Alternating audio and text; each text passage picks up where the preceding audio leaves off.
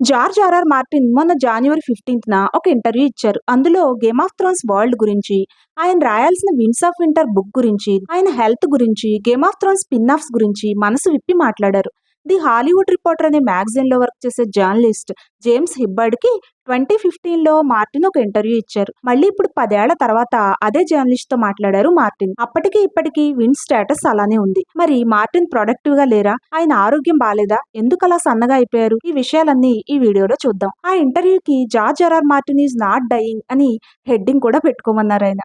వీటికి తోడుగా అసలు జాన్ స్నో సిరీస్ స్టేటస్ ఏంటి అనే ఇన్సైడ్ న్యూస్ కూడా జర్నలిస్ట్ ఈ ఆర్టికల్లో డిస్కస్ చేశారు. అదేంటో తెలుసుకోవాలనుకుంటే వీడియో పూర్తిగా చూడండి.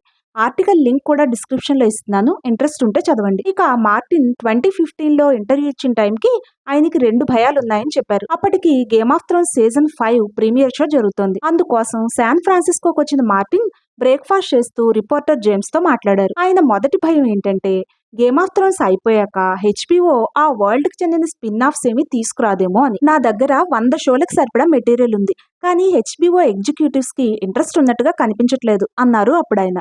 గేమ్ ఆఫ్ థ్రోన్స్ బానే సక్సెస్ అయింది, కానీ హాలీవుడ్ లో కేవలం ఒక్క వన్ హిట్ వండర్ గా మిగిలిపోవాలని లేదు అన్నారు మార్టిన్ అప్పట్లో. ఇక ఆయన రెండో టెన్షన్ ఆయన నెక్స్ట్ బుక్ గురించి. విన్స్ తొందరగా రాసేయాలి, లేకపోతే గేమ్ ఆఫ్ థ్రోన్స్ షోకి మెటీరియల్ ఉండదు. నాకేమో రాయడం పోయే కొద్దీ కష్టమైపోతుంది. రాస్తున్నాను, అది నచ్చక మళ్ళీ రాస్తున్నాను. త్వరగా రాసేయగలనని ఎక్కువ నమ్మకం పెట్టుకుంటున్నాను, రాయలేకపోతున్నాను. మిగతా పనులన్నీ ఆపేసి ఇదే పనిలో ఉన్నాను అన్నారు మార్టిన్ 2015లో. కట్ చేస్తే 10 ఏళ్ల తర్వాత మార్టిన్ ఒక బార్ లో కూర్చునున్నారు. అది ఆయన కొత్తగా పెట్టిన స్వంత బార్. మెక్సికోలోని శాంటాఫేలో ఆ బార్ ఓపెన్ చేశారు. దాని పేరు milk and poppy. Milk of poppy అనేది గేమ్ ఆఫ్ థ్రోన్స్ వరల్డ్ లో ఒక మెడికల్ డ్రింక్. దానికి సిమిలర్ గా తన బార్ పేరు పెట్టారు మార్టిన్. మార్టిన్ ని చూస్తూనే జర్నలిస్ట్ జేమ్స్ మనసులో వచ్చిన ఆలోచనలు ఇవి. ఆయన చూడడానికి ఇంతకు ముందులాగే ఉన్నారు. మాట గట్టిగా వస్తోంది. షార్ప్ గా ఎంగేజింగ్ గా కాన్వర్స్ చేస్తున్నారు. గడ్డం మాత్రం కొంచెం పలచబడింది. నడవడానికి కాస్త ఇబ్బంది పడుతున్నారు. బరువు కూడా బాగా తగ్గారు. కానీ ఆన్లైన్ లో గాలి వార్తలు చక్కర్లు కొడుతున్నట్టుగా ఆయనకేమీ హెల్త్ ప్రాబ్లమ్స్ రాలేదట. అందుకు కారణం మార్టిన్ తన మాటల్లోనే చెప్పారు. అది తన స్వంత చాయిస్ అన్నారు ఆయన. నేను 77 ఏళ్ల వయసు వచ్చే వరకు బ్రతుకుతానని నేను ఎప్పుడూ అనుకోలేదు. నిజమే, ముసలివాళ్లకు ఉండే కొన్ని సమస్యలు నాకు ఉన్నాయి. అప్పుడప్పుడు నడునొప్పి వస్తూ ఉంటుంది, కానీ నేను బానే ఉన్నాను. బహుశా George R R Martin is not dying అని మీ హెడ్ లైన్ పెడితే సరిపోతుంది అని జోక్ చేశారు మార్టిన్. 10 ఏళ్ల ముందు ఆయన మాట్లాడిన మాటలు ఒకసారి గుర్తు చేసుకుంటే ఆయన మొదటి భయం కొట్టి పడేయాల్సిందే అయిపోయింది. ఎందుకంటే గేమ్ ఆఫ్ థ్రోన్స్ కంప్లీట్ అయ్యాక ఆ world spin off house of the dragon వచ్చి మంచి సక్సెస్ అయింది. 2 సీజన్స్ పూర్తి చేసుకుని థర్డ్ సీజన్ షూటింగ్ లో ఉంది. ఇక డంక్ అండ్ డక్ కథల్ని బేస్ చేసుకుని ఏ నైట్ ఆఫ్ ది 7 కింగ్డమ్స్ కూడా రిలీజ్ అవుతుంది. ఇంకా హెచ్బిఓ దృష్టిలో వెస్ట్రోస్ రిలేటెడ్ షోస్ చాలా ఉన్నాయి. వీటితో పాటుగా ద ఐరన్ థ్రోన్ అన్న పేరుతో ఒక స్టేజ్ ప్లే కూడా వస్తోంది. అది రాబర్ట్స్ రెబిలియన్ మీద బేస్ అయిన ప్లే. ఇంకా మార్టిన్ వేరే సిరీస్ల మీద, వీడియో గేమ్స్ మీద కూడా వర్క్ చేస్తున్నారు. కానీ ఆయన ప్రొడక్టివ్ గా ఉన్నారు అంటే మాత్రం గేమ్ ఆఫ్ థ్రోన్స్ ఫ్యాన్స్ అస్సలు ఒప్పుకోరు. అసలే విన్స్ కంప్లీట్ చేయలేకపోతున్నాను అనే గిల్ట్ తో పాటుగా మార్టిన్ రాయి రాయి అంటూ ఫ్యాన్స్ పెట్టే ప్రెషర్ కూడా చాలా ఇబ్బంది పెడుతోంది అన్నారు మార్టిన్. కానీ ఇప్పుడు ఈ నైట్ ఆఫ్ ది 7 కింగ్డమ్స్ రావడం చాలా హ్యాపీగా ఉందన్నారు. ఈ షోలో ఒక పెన్నీలెస్ నైట్, అతని 10 ఏళ్ల స్క్వైర్ తమ అదృష్టాన్ని పరీక్షించుకుంటారు.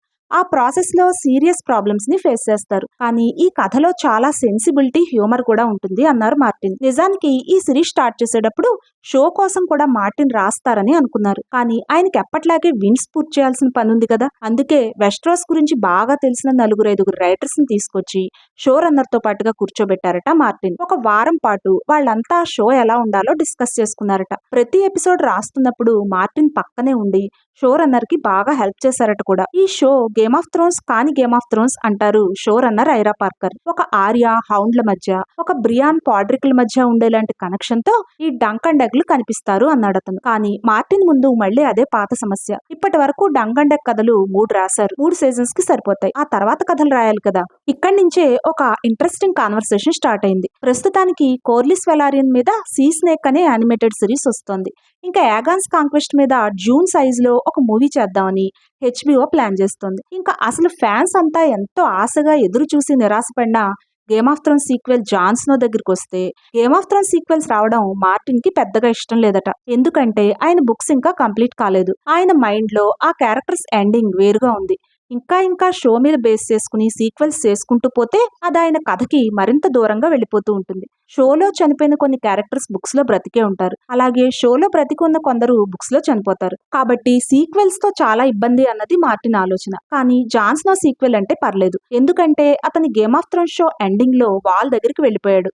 కాబట్టి మిగతా క్యారెక్టర్స్ ని ముట్టుకోకుండా అతని స్టోరీ సెపరేట్ గా రన్ చేయొచ్చు. విన్స్ లో రాయబోయే స్టోరీని అది పెద్దగా ఇంపాక్ట్ చేయదు అని మార్టిన్ అనుకున్నారు. 2022లో ఆ షో గురించి కొంత న్యూస్ కూడా వచ్చింది. జాన్ స్నోగా నటించిన కిట్ హ్యారింగ్టన్ ఇద్దరు రైటర్స్ తో కలిసి ఈ జాన్ స్నో సీక్వెల్ కథ ఎలా ఉంటే బాగుంటుందని కొన్ని ప్రయత్నాలు చేశాడు. కిట్ అయితే ఆ సీక్వెల్ లో జాన్ స్నో క్యారెక్టర్ ని లోన్లీగా గడుపుతూ PTSDతో బాధపడుతూ పూర్తిగా బ్రేక్ అయిపోయిన ఒక సాధారణమైన మనిషిలాగా చూపించాలనుకున్నాడు. తన డైర్ వుల్ఫ్ గోస్ట్ ని బలవంతంగా దూరంగా తరిమేసి తన వెలేరియన్ స్టీల్ స్వాడ్ ని పడేసి తన టైం ని క్యాబిన్స్ కట్టడం, వాటిని కాల్ చేయడం, మళ్లీ కట్టడం లాంటి పనులు చేస్తూ గడిపేస్తున్నట్టుగా డిజైన్ చేయాలని కిట్ కోరిక. ఎందుకంటే కిట్ తన రియల్ లైఫ్ లో సివియర్ డిప్రెషన్ తో బాధపడ్డాడు.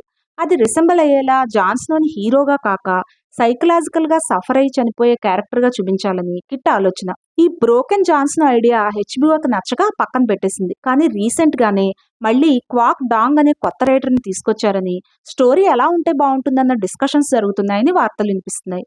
బహుశా ఈసారి కథలోకి ఎస్ఓస్ ను కూడా తీసుకొచ్చి ఆర్యా స్టార్ క్యారెక్టర్ ని ఇంక్లూడ్ చేస్తారని చెప్పుకుంటున్నారు. ప్రస్తుతానికి చాలా ఎర్లీ స్టేజ్ కనుక హెచ్బిఓ ఏమీ రివీల్ చేయట్లేదు. పైగా హెచ్బిఓ ముందు మరో పెద్ద సమస్య ఉంది.